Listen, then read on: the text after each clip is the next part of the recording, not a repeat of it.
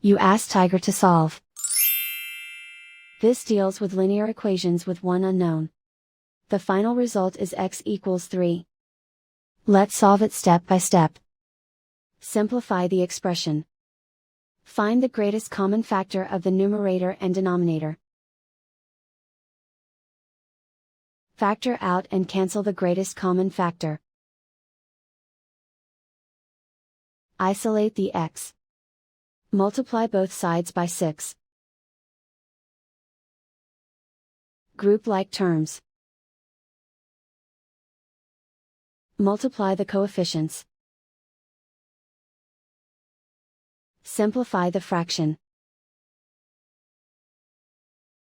Multiply the fractions.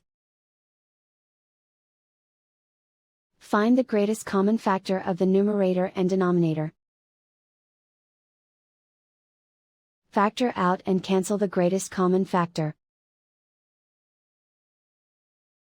And so the final result is x equals 3.